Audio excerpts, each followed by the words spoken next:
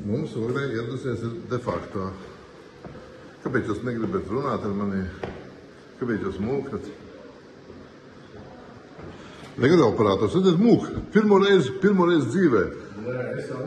Pirmo reizi dzīvē de facto no maniem aizmūka. Es jau filmēt, jūs gribat? Ne, bet jūs, kur jums ir, kas uzdos jautājumus? Es taču nezinu jautājumus. Es tikai bildi. Nu labi. Man bieži runā, kad esmu šajā ēkā. Tāpēc, ka mūsu domas ēkā atrodas arī Valsts sociālā apdrošināšanas aģentūra.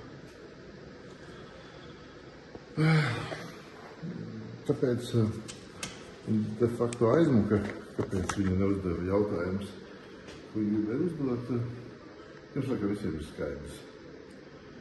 De facto ieradies ir Rūgas novada domē, jo viņi jūtās nedaudz aizskārti.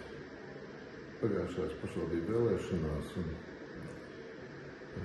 viņu sagatavoties sižeti nenospēlēja tādu lomu, kā viņi gribēja. Egiela Helmane nobalsoja daudz vairāk kā iepriekš. Tāpēc arī viņi ir šeit, lai vienkārši mēģinātu attiekties, runāt par maniem, bet, kā jūs redzējāt, viņi nerunā. Paldies!